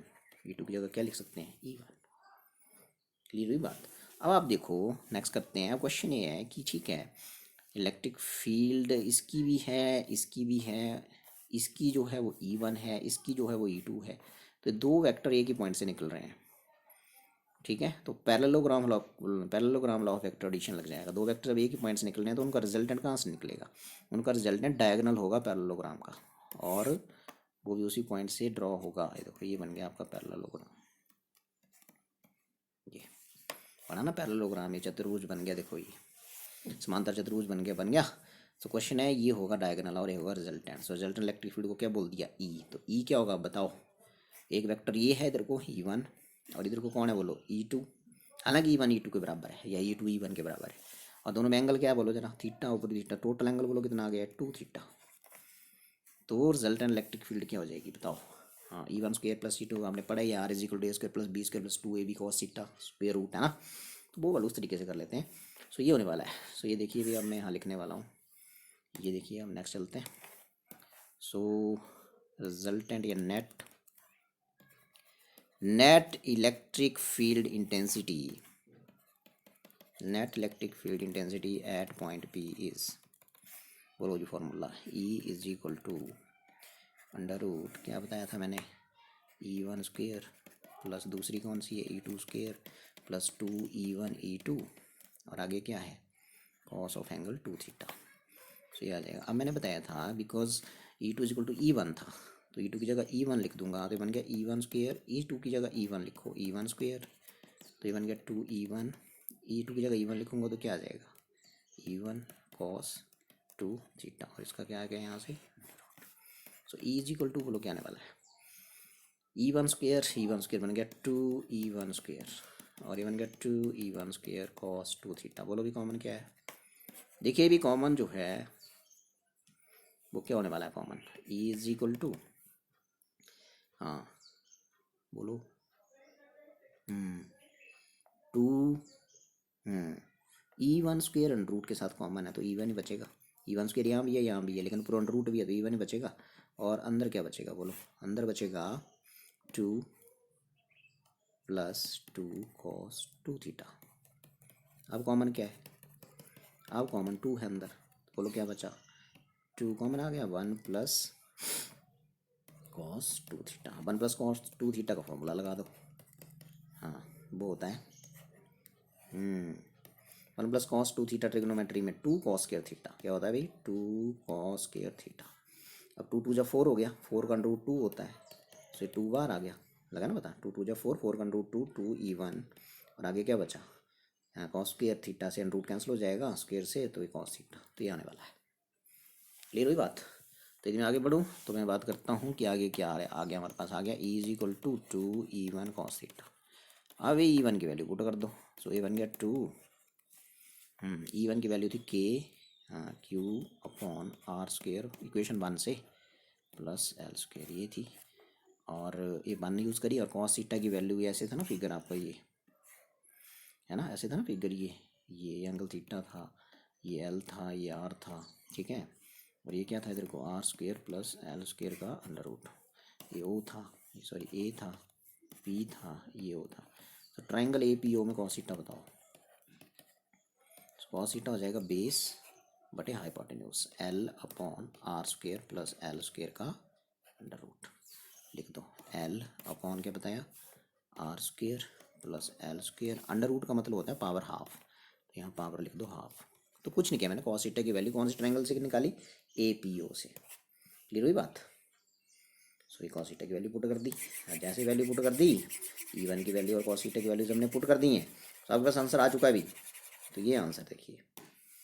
अब आप देखो ये बन गया, यहाँ पावर 1 है, यहाँ पावर हाफ है, तो कितना बन गया ये, हाँ Q इंटू 2L क्या बताया था मैंने, K की वैल्यू लिख दो पहले, तो 1/4πε0, ठीक है, और Q इंटू 2L बताया था मैंने P, ठीक है, और नीचे क्या बचा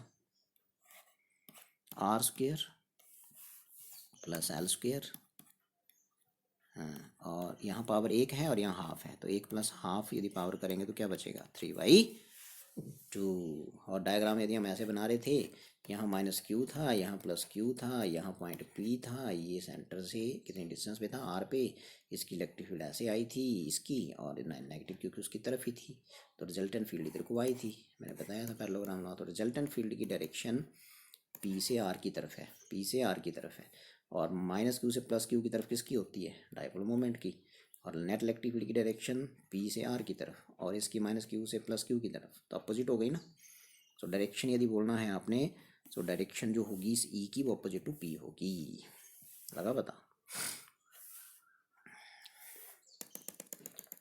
सो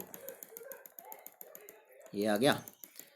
सो 3/2 अपोजिट टू P वेक्टर, लगा पता। अपोजिट टू P क्यों है, क्योंकि P तो -Q से +Q की तरफ है, और रिजल्टेंट फील्ड आपकी इधर है, P इधर को है, और रिजल्टेंट फील्ड इधर, रिजल्टेंट जो इलेक्ट्रिक फील्ड इंटेंसिटी है वो इस तरफ है, मतलब ये लेफ्ट से राइट है और ये राइट से लेफ्ट है, तो अपोजिट हो गई। तो E और P में क्या एंगल बना 180 डिग्री, एंटी पैरेलल एक दूसरे के, याद रखेंगे 1 नंबर में क्वेश्चन आता है, ठीक है जी।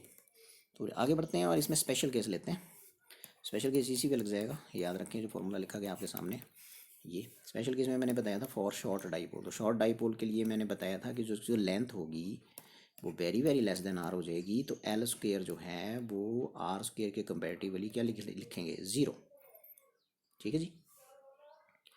ठीक है, फिजिक्स में जब L is very very less than R का मतलब है L बहुत छोटा है, मतलब 0 और 1 के बीच है, तो 0 और 1 के बीच कोई नंबर लो, 0.2 ले लिया, हाँ अब 0.2 का स्क्वायर करो, 0.2 का स्क्वायर कितना हो जाएगा 0.004। अब ये देखो ये चीज़ जो है 0.04, ठीक है। अब ये चीज़ देखो पहले 0.2 थी, ये कौन था L, अब L² जो है वो कितना हो गया भाई और छोटा हो गया, तो L² काहे को लिखना फिर, ठीक है। तो L is very very less than R means L² will approach 0 in comparison to R², समझे। तो मत लिखो, तो आपके पास बन जाएगा ये वाला फॉर्मूला आने वाला है आपके पास। So L is very very less than R, therefore L² will approach 0 in comparison to R²। therefore E कितना बन जाएगा, इक्वेटोरियल लाइन पे शॉर्ट डाइपोल, E का मतलब यहाँ इक्वेटोरियल लाइन है, तो बनेगा P/4πε0। तो यहाँ बचा L² नहीं लिखना है, तो बन गया R² और उसकी पावर कितनी है 3/2, 2 से 2 कैंसिल। सो ये बोल रहा था मैं, देखो इक्वेटोरियल लाइन पे यहाँ 2 नहीं आया, एक्सियल में यहाँ 2 आया था, समझे बात मेरी। तो ये आगे देखो R की पावर 3 बचा यहाँ, तो ये होती है भाई, तो मतलब इक्वेटोरियल लाइन पे यदि x दे कोई फील्ड डिस्टेंस R के लिए, तो एक्सियल लाइन पे कितनी हो जाएगी डबल हो जाएगी 2x, लेकिन फॉर सेम डिस्टेंस R, ठीक है जी। तो रखें ध्यान। तो ये था जो आपने कर लिया, और अब हम नेक्स्ट आर्टिकल कर रहे हैं, टॉर्क लगता है एक डाइपोल को। देखो भाई जो यूनिफॉर्म इलेक्ट्रिक फील्ड है उसको कैसे रिप्रेजेंट करते हैं, किसी रीजन में यूनिफॉर्म इलेक्ट्रिक फील्ड है तो आपने पैरेलल स्ट्रेट लाइनों से रिप्रेजेंट करना है उसको, हर पॉइंट पे इलेक्ट्रिक फील्ड इंटेंसिटी सेम है ना। और यदि नॉन यूनिफॉर्म है तो हर जगह अलग अलग है, नॉन यूनिफॉर्म, ठीक है जी। तो this is uniform electric field that is represented by क्या जी parallel straight lines, okay. So अब आपका यूनिफॉर्म इलेक्ट्रिक फील्ड में डाइपोल रखना है आपने, तो उसको टॉर्क लगेगा। सो torque on dipole, electric dipole, electric लिखा ये इलेक्ट्रिक डाइपोल इन यूनिफॉर्म इलेक्ट्रिक फील्ड, इन यूनिफॉर्म इलेक्ट्रिक फील्ड, ठीक है जी। सो वेरी सिंपल, ये देखिए ये आ गया आपका, चलो इसका डायग्राम वहाँ पड़ा होगा उसको वहाँ से उठाते हैं। ये आगे डायग्राम देखिए, ये आ गया, ठीक है जी। ये देखिए डायग्राम, तो यूनिफॉर्म इलेक्ट्रिक फील्ड में एक डाइपोल है, तो कौन बताएगा कि ये डाइपोल कहाँ है। देखो uniform electric field parallel straight lines के द्वारा रिप्रेजेंट की जाती है, हर जगह उसकी वैल्यू ई है मान लो। डाइपोल ऐसे रख दिया टेढ़ा करके, ठीक है जी। ये -Q है उसका और ये +Q है, AB पोजीशन में दोनों, ठीक है जी। अब इलेक्ट्रिक लाइन ऑफ फोर्स कहाँ से आती है, पॉजिटिव चार्ज से। जा कहाँ रही है, नेगेटिव, मैंने बताया इलेक्ट्रिक लाइन ऑफ फोर्स ही है ये, ठीक है। तो अब मुझे बताओ, ये जो माइनस क्यू है डाइपोल का, ये इस तरफ खींचेगा, मतलब इलेक्ट्रिक फील्ड के अपोजिट इसको फोर्स लगेगा। तो एक चार्ज क्यू को इलेक्ट्रिक फील्ड में कितना फोर्स लगता है, क्यू ई। लेकिन ये माइनस क्यू है तो माइनस क्यू ई जो लगा राइट से लेफ्ट की तरफ। अच्छा, प्लस क्यू को किधर लगेगा बताओ, प्लस क्यू इधर नेगेटिव है तो प्लस क्यू फील्ड की डायरेक्शन में ही अट्रैक्ट होगा इधर को, बिकॉज पॉजिटिव है ना ये, तो नेगेटिव इधर पर अट्रैक्ट होगा। तो कितना फोर्स लगेगा इस क्यू को, कितना लगता है इलेक्ट्रिक फील्ड में, क्यू ई, तो प्लस क्यू ही लगेगा इसको। ठीक है जी। अब क्वेश्चन ये है कि ये जैसे इस लाइन कोई मान लो रॉड है, ये कोई रॉड है, इसको मान लो एक फोर्स इधर को लग रहा है ऐसे, इसको एक फोर्स इधर को लग रहा है और एक फोर्स इधर को लग रहा है, ऐसे ये लगाया, इधर को माइनस क्यू ई है और इधर को प्लस क्यू ई है।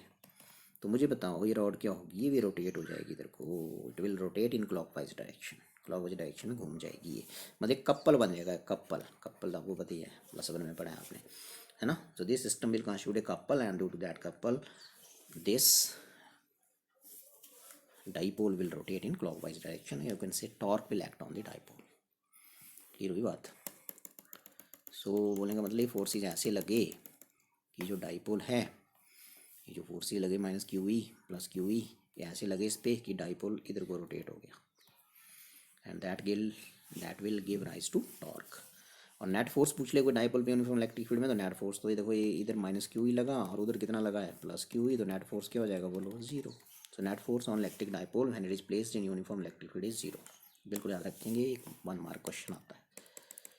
लेकिन ये फोर्सेज ऐसे लगे कि दे कंस्टिट्यूट दीज फोर्सेज जो डाइपोल पे लगे ऐसे लगे कि they constitute a couple and that couple give rise to torque to dipole, and dipole rotate in anti clockwise direction. तो टॉर्क होता है magnitude of either force, magnitude लेंगे तो क्यू ही बोलेंगे, मल्टीप्लाइड बाई, आप देखो भाई परपेंडिकुलर डिस्टेंस देखनी है दोनों के बीच, इन दोनों फोर्सेस के बीच, तो भाई परपेंडिकुलर डिस्टेंस देखनी है तो इसको आगे बढ़ाओ और वहाँ से एक परपेंडिकुलर ड्रॉ करो जहाँ मिलेंगे दोनों, ये तो परपेंडिकुलर डिस्टेंस हो जाएगी बी सी, तो इतना टॉर्क लगने वाला है क्यू ई इंटू, अब ये जो बी सी है बेसिकली इस ट्राइंगल में जाओ ए बी सी में, और कौन से ट्राइंगल में जाना है बोलो, in triangle A B C, कौन बताएगा ए बी सी में साइन थीटा क्या होगा, ये होगा B C upon A B, B C upon A B, पर ए बी तो टोटल लेंथ है डाइपोल की, यहाँ से यहाँ तक लेंथ कितनी होती है इसकी बोलो 2L, तो 2L लिख दिया मैंने, B C upon A B को 2L बोल दिया, इज इक्वल टू कौन सा थीटा होगा बोलो, साइन थीटा। तो बी सी निकालो यहाँ से, 2L चला जाएगा इधर को, 2L साइन थीटा।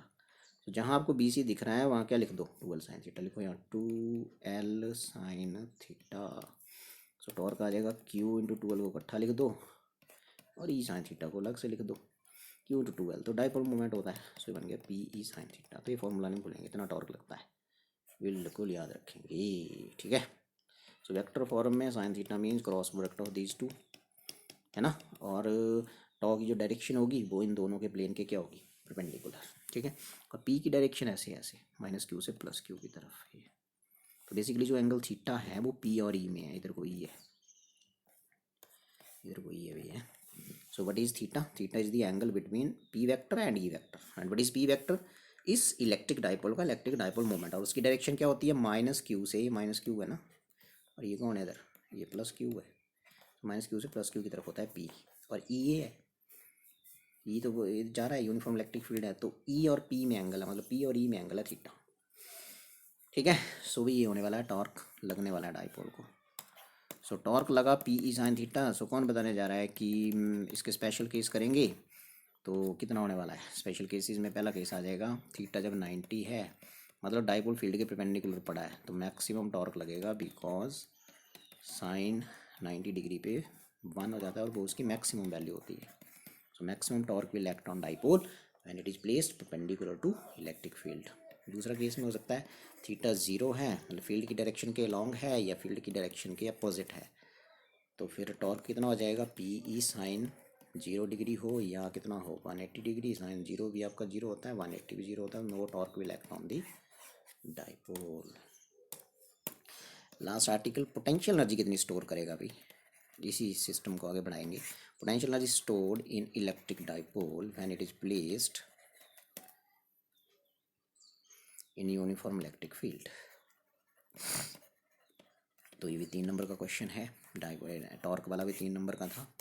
तो वहाँ तक तो पीछे तक तो आपने यहाँ तक तो वैसे ही करना है अभी, बिल्कुल डायग्राम वही बनानी जो बनाई थी अभी, और यहाँ तक पहुँच जाइए फटाफट। यहाँ तक मैंने बोला सेम करना है, ये कर लिया मान लो, ठीक है। तो इतना टॉर्क लग चुका है डायपोल को। फिर theta is the angle between P and E. P is electric dipole moment and E is electric field intensity, ठीक है जी। अच्छा, तो हमने आपको बताया था ये डायपोल ऐसे पड़ा था, तो ये माइनस क्यू था, ये प्लस क्यू था, और फिर इसको टॉर्क लगा था एंटी क्लॉकवाइज डायरेक्शन में, वो लगा ये जो ऊपर लिखा गया है ये। अच्छा भी ठीक है, यदि इसको सॉरी क्लॉकवाइज डायरेक्शन में टॉर्क लगा था, ठीक है। यदि इसको एंटी क्लॉकवाइज मूव करना है और थोड़ा सा एंगल डी थीटा मूव करवाना है किसी एक्सटर्नल एजेंट को, ठीक है, तो फिर वर्क करना पड़ेगा, क्योंकि इलेक्ट्रिक फील्ड इसको किस तरफ रोटेट कर रही है, क्लॉकवाइज, है ना। और आप यदि उसको एंटी क्लॉकवाइज रोटेट करना चाहेंगे तो फिर some work has to be done. थोड़ा सा एंगल रोटेट करेंगे तो कितना एंगल है वो, डी थीटा मान लो। टॉर्क कितना है, तो आपको पता है इस वर्क होता है फोर्स इनटू डिस्टेंस, लेकिन रोटेटरी मोशन में क्या होता है, फोर्स का रोल कौन प्ले करता है, टॉर्क, और डिस्टेंस का रोल कौन प्ले करता है, एंगुलर डिस्प्लेसमेंट। तो this much work has to be done. तो स्मॉल वर्क डन यहाँ लिखेंगे, small work done to rotate dipole in anti clockwise direction through small angle d theta, ठीक है जी।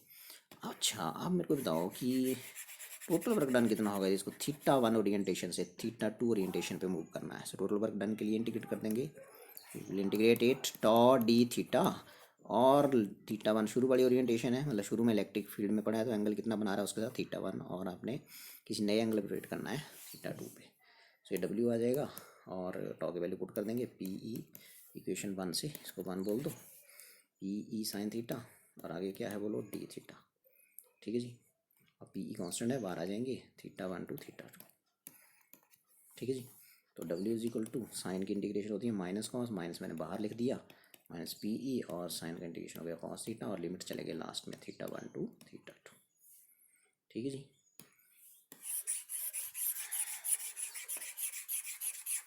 सो टोटल वर्क देख लेते हैं, थीटा 1 ओरिएंटेशन से थीटा 2 पे रोटेट करना है, तो टोटल वर्क डन ये आ जाएगा। So W is equal to कौन बताएगा, minus P E cos theta 2 minus cos theta 1। पहले अपर लिमिट भरेंगे फिर लोअर लिमिट भरेंगे माइनस लगा के। ये फॉर्मूला बिल्कुल याद रखना है आपने। अच्छा मान लेते हैं शुरू में फील्ड के 90 डिग्री पे पड़ा है, मतलब शुरू में फील्ड के 90 डिग्री पे है, थीटा 1 90 हो गया, और नई ओरिएंटेशन थीटा 2 पे रोटेट करना है, वो मान लेते हैं थीटा है, और कन्वीनियंस मैंने ये चीज़ें मान ली, ठीक है। तो अंडर दिस कंडीशन यही डब्ल्यू जो है वो होती है पोटेंशियल एनर्जी यू, तो बनेगा माइनस पी ई, पुट करो वैल्यूज़, थीटा 1 की जगह लिखेंगे 90, यहाँ लिखेंगे 90, और थीटा 2 की जगह लिखेंगे थीटा, तो बन गया कॉस थीटा माइनस कॉस 90, तो कॉस 90 तो जीरो होता है, सो ये आ गया minus P E cos theta, तो यू आ गया यहाँ से माइनस पी डॉट ई, ये रखें ध्यान, क्योंकि कॉस थीटा में आ गया डॉट प्रोडक्ट। इस फॉर्मूले को नहीं बोलना है आपने, ये वाला, ये, ठीक है जी। सो इसी के साथ ही होता है ख़त्म।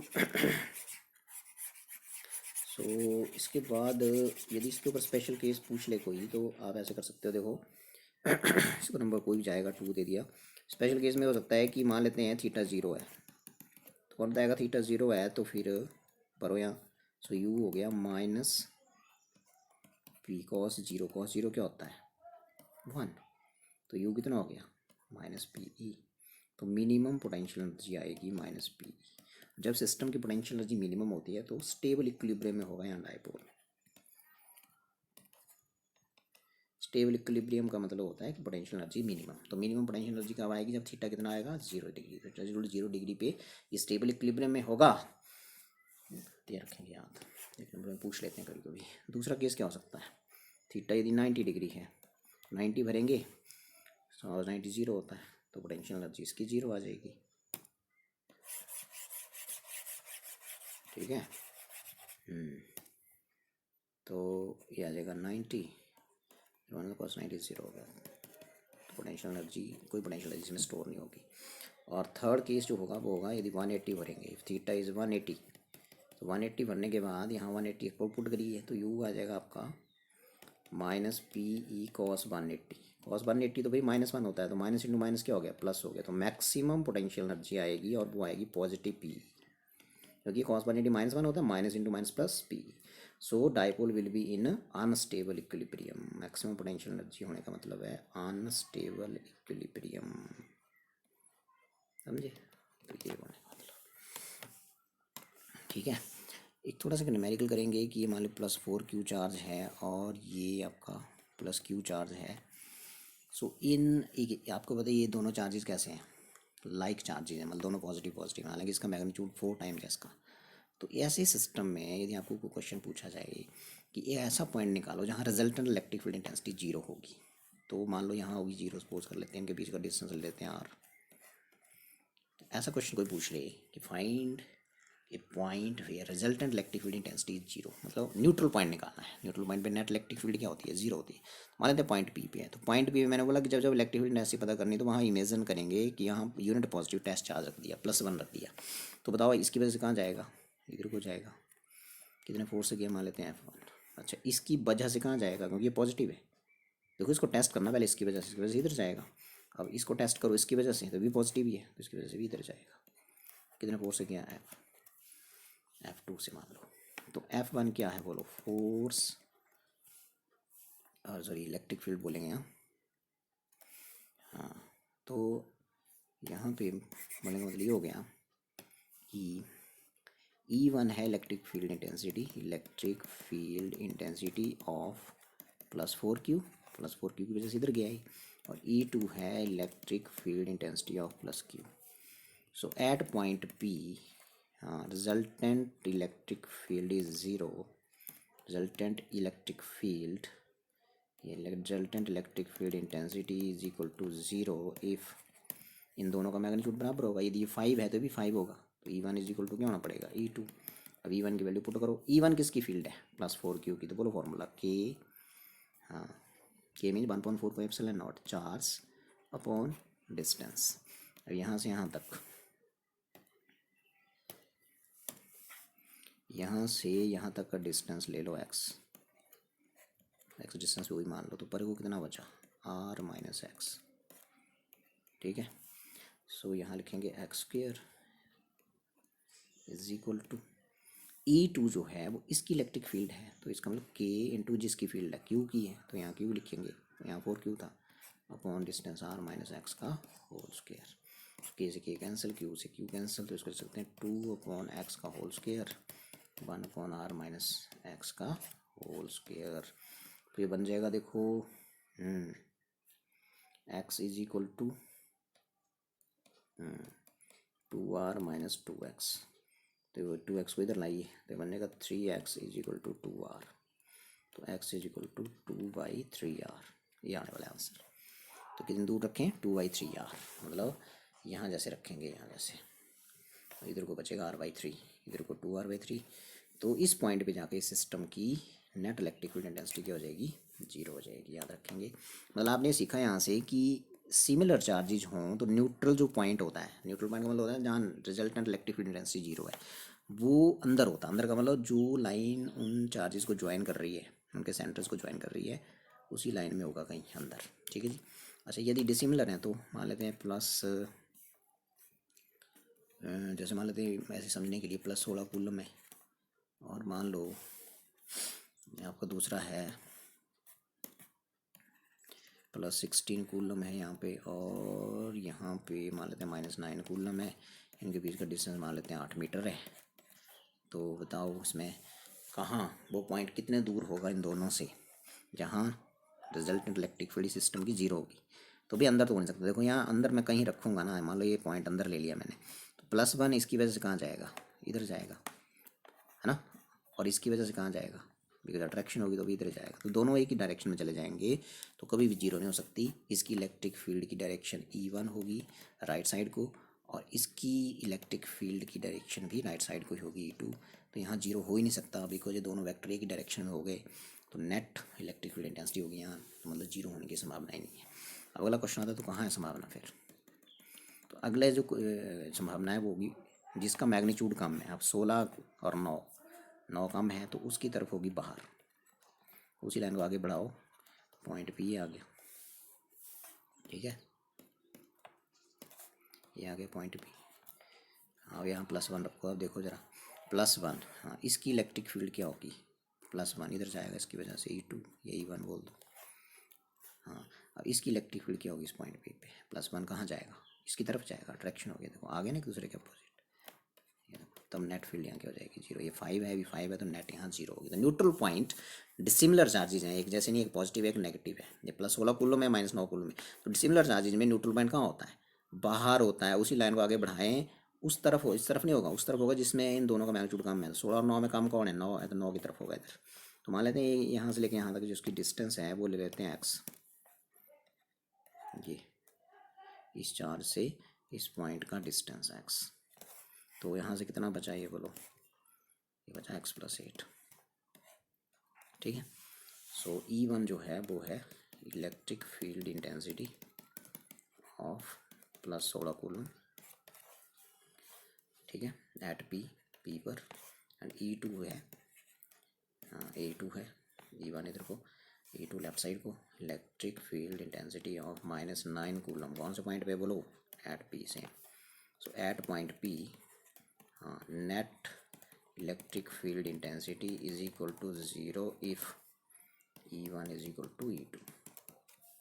E1 की वैल्यू पुट करो के, E1 किसकी फील्ड है यहाँ से पढ़ो, 16 कूलम की। 16 और डिस्टेंस कितना है 16 कूलम का उस पॉइंट P से, 16 का डिस्टेंस है 8 का स्क्वायर इज इक्वल टू के।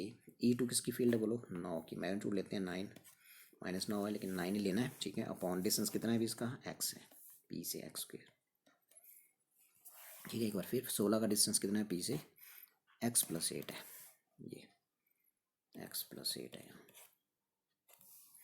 ठीक है, होल स्क्वायर है उसका। लगा बता, 16 कूलम का डिस्टेंस 8 नहीं है, P तक कितना है, P तक तो x भी जोड़ना पड़ेगा ना इसमें, x+8 है, तो ये डिस्टेंस का स्क्वायर होता है नीचे, और -9 से कितना है x² है, तो फिर यहाँ के कैंसिल हो जाएगा। 1/4 होती है के की वैल्यू, यू नो। ठीक है, अब इसको कैसे लिखेंगे, देखो इसको लिख देंगे 4 का स्क्वायर 16 होता है, 4/x+8, ऐसे करिए इसको, और इसको लिख देते हैं 3/x का होल स्क्वायर। ठीक है जी, स्क्वायर कैंसिल हो जाएगा, सो विल गेट ये आ जाएगा आपके पास 3x+24, क्रॉस मल्टीप्लाई करिए, 3x+24 is equal to 4x। इसको हाँ, तो आ जाएगा आपके पास 4x, 4 × x, 4x is equal to 3 से मल्टीप्लाई करिए, इधर स्क्वायर कैंसिल हो चुका है, 3x+8, 3 × 24, सो 3x इधर आ जाएगा, तो बचेगा इधर x इज इक्वल टू क्या, 24 मीटर। बोलने का मतलब इस चार्ज से 24 मीटर दूर जाके नेट इलेक्ट्रिक फील्ड जो होगी सिस्टम की, जिसमें एक पॉजिटिव चार्ज एक नेगेटिव चार्ज है, 0 की। तो इस चार्ज से -9 कूलम से निकाला मैंने डिस्टेंस ही, तो बताओ +16 कूलम से कितना हो जाएगा। तो यहाँ से यहाँ तक कितना होगा 24, यहाँ से यहाँ तक 24 है, इधर को 8 और भी है ना ये, तो 32 हो जाएगा। इससे निकालेंगे तो कितना मीटर हो जाएगा, 32 मीटर। और इससे निकाला ही हमने, इससे एक्स निकाला कितना आ गया 24 मीटर। सो अभी यही था। Okay then